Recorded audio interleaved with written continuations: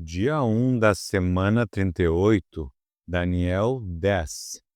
Durante o terceiro ano de Ciro como rei da Pérsia, eu, Daniel, também chamado de Beltesazar, recebi uma mensagem de Deus. A mensagem era verdadeira, mas muito difícil de entender. Eu recebi a explicação por meio de uma visão. Naquela ocasião, fiquei de luto por 3 semanas. Durante aquele tempo, não comi nenhuma comida gostosa nem carne, não bebi vinho e não penteei o cabelo. No dia 24 do primeiro mês do ano, eu estava na beira do grande rio Tigre, quando, de repente, vi um anjo vestido com roupas de linho e usando um cinto de ouro puro. O seu corpo brilhava como pedras preciosas, o rosto parecia um relâmpago, os olhos eram como tochas acesas, os braços e as pernas brilhavam como bronze polido, e a voz soava como o barulho de uma multidão. Eu fui o único que vi essa visão.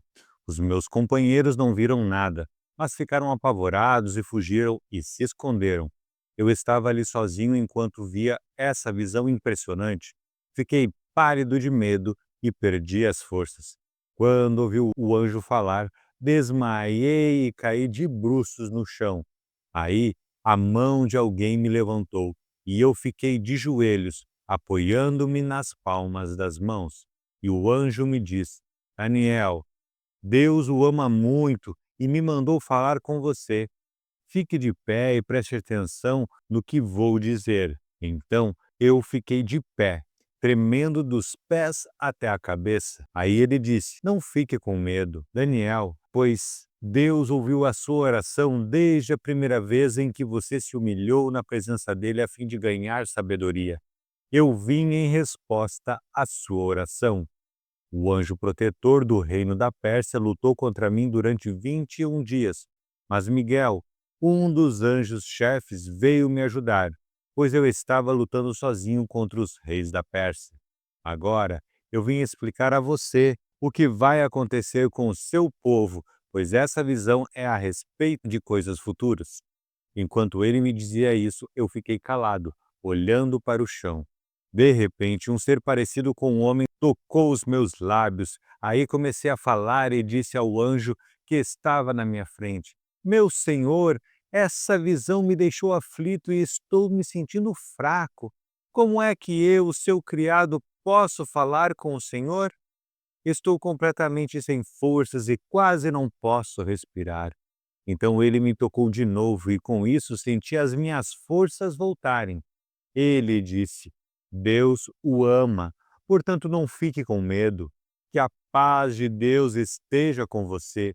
Anime-se, tenha coragem. Então eu me senti bem mais forte e respondi: Fale, pois o Senhor me deu novas forças.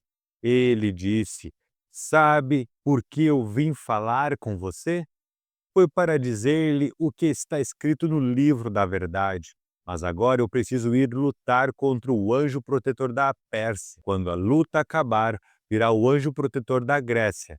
Mas, na minha luta contra eles, não há ninguém para me ajudar, a não ser Miguel, o anjo protetor de Israel. Daniel 11. Ele tem a responsabilidade de me ajudar e defender. E o anjo continuou dizendo: O que vou lhe dizer é a verdade. A Pérsia terá mais 3 reis. Depois deles, terá um quarto rei que será o mais rico de todos. Com a sua grande riqueza, ele será muito poderoso, reunirá todos os seus soldados e atacará o reino da Grécia.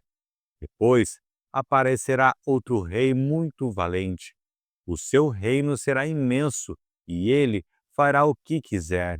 Mas, quando o seu poder chegar ao máximo, o seu reino será desfeito e dividido em 4 partes. Os reis que vão ficar no lugar dele não serão seus descendentes e não terão o mesmo poder que ele tinha. O rei do Egito será poderoso, mas um dos seus generais será mais poderoso ainda e governará um reino maior. Depois de alguns anos, o rei do Egito e o rei da Síria farão um acordo e o rei do Egito dará a sua filha em casamento ao rei da Síria, para garantir a paz entre as nações. Porém, o plano fracassará, pois ela, o marido, o filho e os empregados serão todos assassinados. Mas pouco depois disso, um parente dele se tornará rei e marchará com as suas tropas contra o exército do rei da Síria, entrará na fortaleza dos sírios e os derrotará. Ele levará para o Egito as imagens dos deuses da Síria e objetos de valor feitos de ouro e de prata. Haverá alguns anos de paz entre as duas nações, mas depois o rei da Síria procurará invadir o Egito. Porém, ele será derrotado e voltará para a sua terra. Os filhos do rei da Síria se prepararão para a guerra e organizarão um exército poderoso. Um deles sairá com as suas tropas para conquistar o Egito e arrasará tudo como se fosse uma enchente. Invadirá o Egito e atacará a fortaleza do rei. O rei do Egito ficará tão furioso que sairá com o seu exército e atacará os sírios, que se entregarão aos egípcios. O rei do Egito ficará muito orgulhoso por ter derrotado os sírios e por ter matado tantos soldados, mas o seu poder durará pouco. Depois o rei da Síria reunirá um exército ainda maior e, após alguns anos, voltará com seu grande exército bem armado para atacar o Egito. Aí muitos povos se revoltarão contra o rei do Egito. Entre eles haverá alguns homens violentos da terra de Israel. Eles se revoltarão, obedecendo a uma visão que tiveram, mas serão derrotados. O rei da Síria virá com seu exército, construirá rampas de ataque em volta de uma cidade protegida por muralhas e a conquistará. Nem mesmo os melhores soldados do exército egípcio poderão impedir o avanço das tropas sírias. O inimigo fará tudo o que quiser com os soldados egípcios e não haverá ninguém que resista. Ele invadirá a terra prometida e conquistará completamente. Então o rei da Síria porá todo o seu exército em pé de guerra para lutar contra o Egito. A fim de derrotar o inimigo, ele fará um acordo com o rei do Egito e lhe oferecerá a filha em casamento, mas não será bem sucedido. Aí ele atacará as cidades do litoral do mar Mediterrâneo e conquistará muitas delas, mas um chefe militar estrangeiro acabará com o seu orgulho e o deixará envergonhado. O rei da Síria voltará para atacar as fortalezas do seu próprio país, mas fracassará e será morto, e nunca mais se ouvirá falar dele. Em lugar dele, reinará outro rei, que mandará um oficial para cobrar impostos a fim de enriquecer o seu reino. Logo depois, esse rei será morto, mas isso não acontecerá no campo de batalha. O seguinte rei da Síria será um homem muito mau, que não terá direito de ser rei, mas ele disfarçará as suas más intenções e com intrigas conquistará o poder. Ele derrotará todos os exércitos inimigos e matará o grande sacerdote. Enganará os que fizerem acordos com ele, e mesmo com um pequeno exército, ele se tornará cada vez mais poderoso. Atacará de surpresa as províncias mais ricas do país e nelas fará coisas terríveis que os seus antepassados nunca fizeram. Repartirá com os seus soldados as riquezas, os bens, os objetos de valor que caírem nas suas mãos. E, por um pouco de tempo, ele fará planos para atacar as fortalezas do país. Confiando no seu poder e na sua coragem, ele marchará com o seu grande exército contra o rei do Egito. Este sairá para a batalha com um exército grande e poderoso, mas não vencerá, pois será traído pelos seus próprios conselheiros, que o levarão à desgraça. O seu exército será derrotado e muitos dos seus soldados serão mortos. Então os dois reis terão um acordo e dirão mentiras, cada um procurando prejudicar o outro, mas nenhum dos dois levará vantagem, pois ainda não terá chegado o tempo certo. Depois o rei da Síria voltará para o seu país, levando todas as riquezas que tiverem conseguido na guerra. Planejará acabar com a religião do povo de Israel e fará contra eles o que quiser. Depois, voltará para o seu país. Quando chegar o tempo certo, ele marchará de novo com os seus soldados contra o Egito, mas desta vez não vencerá, como venceu na primeira vez. Soldados virão do oeste em navios e o atacarão. Desesperado, ele desistirá da luta e, cheio de fúria, atacará novamente o povo de Israel, fazendo com eles o que quiser. Desta vez, ele seguirá o conselho dos judeus que abandonaram a sua religião. Os seus soldados profanarão o templo, acabarão com os sacrifícios diários e colocarão no templo o grande terror. Por meio de bajulação, o rei ganhará o apoio dos judeus que abandonaram a sua religião, mas aqueles que amam a Deus ficarão firmes e combaterão o rei. Mestres sábios aconselharão o povo, mas por algum tempo serão mortos à espada ou no fogo, ou serão mandados para fora do país como prisioneiros, ou perderão todos os seus bens. Durante este tempo de perseguição, o povo de Deus receberá a ajuda de alguns, mas muitos os ajudarão só por interesse próprio. Alguns dos mestres sábios serão mortos, mas isso será um meio de purificar e aperfeiçoar o povo de Deus. Isso continuará até o fim, no tempo marcado por Deus. O rei da Síria fará o que quiser. Ele será tão vaidoso que pensará que está acima de todos os deuses e dirá coisas terríveis contra o Deus dos deuses. Ele fará tudo isso até que Deus o castigue, pois Deus o castigará de acordo com o que já decidiu.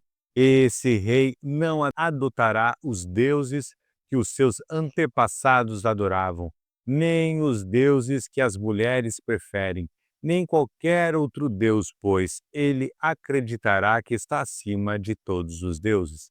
Mas ele adorará o Deus protetor das fortalezas. A esse Deus, que os seus antepassados não conheciam, esse rei oferecerá ouro, prata, pedras preciosas e outros objetos de valor.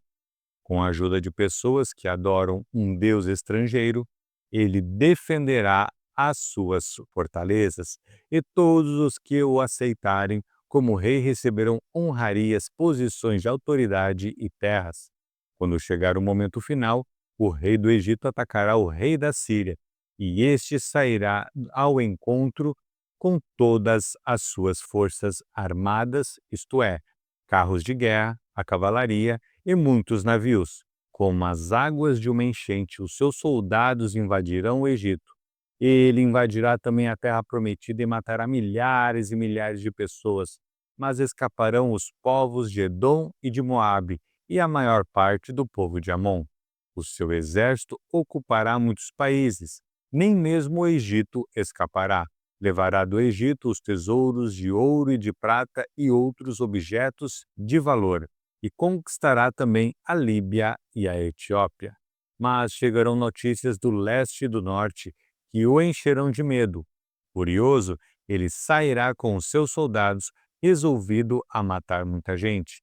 Armará o seu acampamento entre o mar Mediterrâneo e o lindo monte sagrado, mas morrerá e não haverá ninguém para socorrê-lo.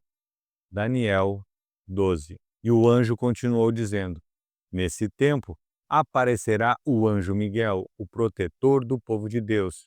Será um tempo de grandes dificuldades, como nunca aconteceu desde que as nações existem. Mas nesse tempo serão salvos todos os do povo de Deus que tiverem os seus nomes escritos no livro de Deus. Muitos dos que já tiverem morrido viverão de novo. Uns terão a vida eterna e outros sofrerão o castigo eterno e a desgraça eterna. Os mestres sábios, aqueles que ensinaram muitas pessoas a fazer o que é certo, brilharão como as estrelas do céu, com um brilho que nunca se apagará. E você, Daniel, não conte nada disso a ninguém. Feche o livro com um selo para que fique fechado até o momento final. Muitos correrão de cá para lá, procurando ficar mais sábios. Então eu vi dois anjos de pé na beira do rio, um de um lado e o outro do outro. Um deles perguntou ao anjo vestido com roupas de linho, que estava rio acima: quando é que essas coisas maravilhosas vão acontecer? O anjo levantou as mãos para o céu e, em nome de Deus, que vive para sempre, disse: eu juro que tudo isso vai acontecer daqui a 3 anos e meio, quando terminar a perseguição do povo de Deus. Mas eu não entendi bem e por isso perguntei: por favor, me diga como é que tudo isso vai acabar? E ele respondeu: agora, Daniel, você pode ir embora, pois tudo isso deve ficar em segredo até o fim. Muitos serão postos à prova e com isso se purificarão e se aperfeiçoarão. Os maus continuarão na sua maldade e nenhum deles entenderá o que está acontecendo, mas os sábios entenderão. Depois que os sacrifícios diários forem suspensos e o grande terror for colocado no templo, passarão 1290 dias. Felizes aqueles que continuarem fiéis a Deus por 1335 dias. E você, Daniel, continue firme até o fim. Você morrerá, mas no fim ressuscitará para receber a sua recompensa.